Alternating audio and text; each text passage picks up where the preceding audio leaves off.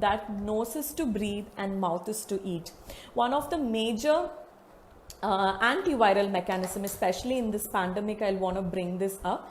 So your nose has natural antivirus effect to filter off the unnecessary particles, especially the sinuses around the nose. When you're properly nasal breathing, helps in secreting a gas called nitric oxide, which is naturally antivirus by itself. Now this plays a major role on why we have to be helping the children breathe predominantly through their nose and not through the mouth. Having said this, what does breastfeeding have to do with this mouth breathing? As I told you, when we are breastfeeding, the tongue goes up the jaw and the tongue helps the jaw to become U-shaped and get straight teeth naturally. Wherein, when the tongue is pushed down, sometimes it can be because of breastfeeding, bottle feeding, sometimes it can be because of dysfunctional habits or compensation. So when that is pushed down and backward, when the tongue, there's a high chance of your jaw to collapse. So when the jaw collapses, there is a high chance that it occupies the nasal space. So when the nasal space is occupied or when it becomes narrower, we put the child, or we induce the child to breathe through their mouth. So we induce the child to keep their mouth open while breathing. Now mouth breathing is just not a habit that is wherein your mouth is open.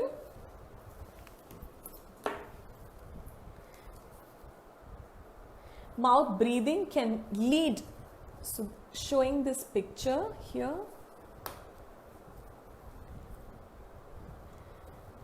So when we are actually breastfeeding, the jaw moves in such a function that it goes downward, backward and forward in circular motion. And breastfeeding helps the child to breathe through their nose. But what happens when you're bottle fed? The process that we use for bottle feeding is different, where the mouth just opens and closes, and it is not a round motion that happens what happens in breastfeeding. And now this actually induces nasal breathing, mouth breathing. So when a child is put to the risk of bottle, we are inducing mouth breathing. Now, having spoken about mouth breathing and how the breast is actually the best way to induce the child to nasal breathe, and why by giving bottles we are increasing the chances of the child to mouth breathe. Now we are going to a whole new world of what this mouth breathing causes. Now mouth breathing, as we all think, is just a habit where the child keeps the mouth open. Now mouth breathing, nose is to breathe and mouth is to eat. So breathing as such happens in a very rhythmic cycle. Just like any other function, breathing should also happen in a cycle. So one of the way the child should breathe is there should be certain amount of time, like for an example, in an adult, they should breathe in 14 times and breathe out. So when we do this breathe in and breathe out in a particular motion, the carbon dioxide in our body is exerted and oxygen goes into the body. Now what happens? Why should we know this now? When a child is sleeping and the child is actually keeping the mouth open during their sleep.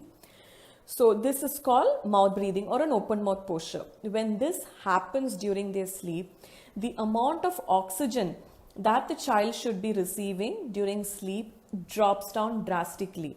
Or in medical term, we can call this as a process of hyperventilation. That is, a child, instead of breathing rhythmically at certain rhythms, ends up breathing more time, or without the rhythmic cycle, ends up exchanging oxygen and carbon dioxide so rapidly, which in medical term we call it as hyperventilation. So when this happens, the brain doesn't receive enough oxygen what the body should be needing. Now, when the brain doesn't receive enough oxygen, what are the things that happens? One thing is that in sleep there are different stages, and one of the stage is called Rem sleep, which is the deeper sleep. Now, why should we think about these stages? Each stage has different function by itself. Sleep is a process in which lot of organs are healing. So the best way to explain this is, some organs, just like how our body has toxins throughout the day, the brain also accumulates toxins throughout the day. And the only time that the toxins from the brain are ejected out is during sleep. And especially one stage of sleep called the deeper stage, that is Rem stage of sleep. Whereas at different stages, the early stages of sleep, that is the non-REM sleep, what we call in medical terms, is very important for regulating the body functions like the heart function, the lung function, the stomach, the muscles.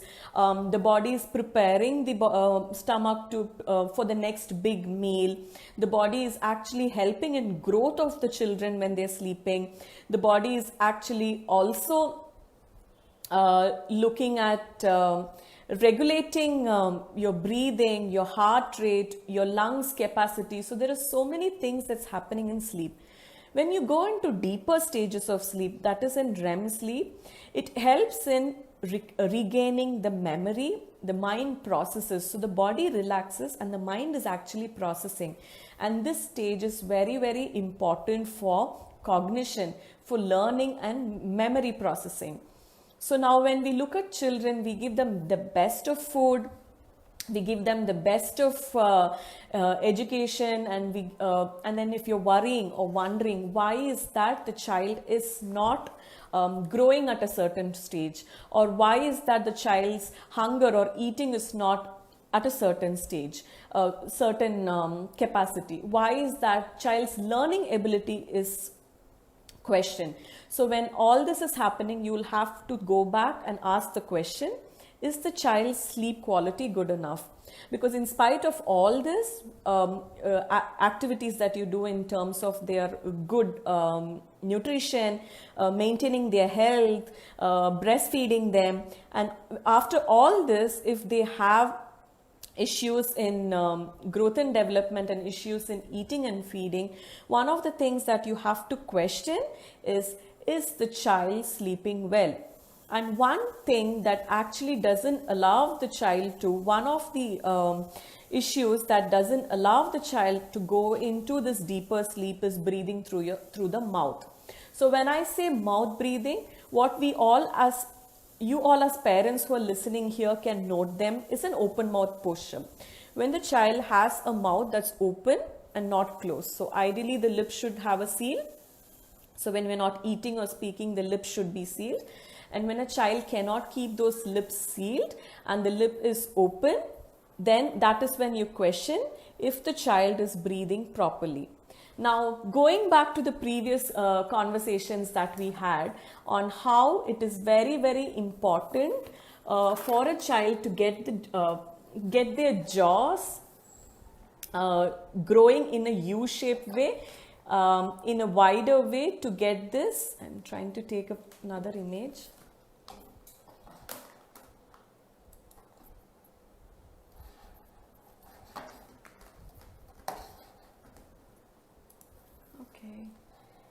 So, as I already told you, the child will have to have the jaws being wider to be able to breathe through the nose healthily.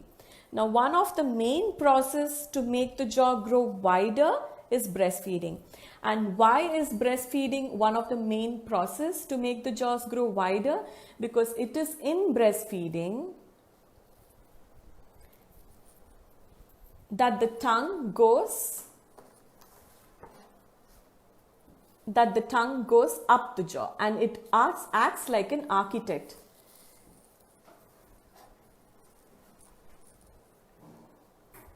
So tongue being the architect of the mouth, it will have to go up the jaw make it U shape.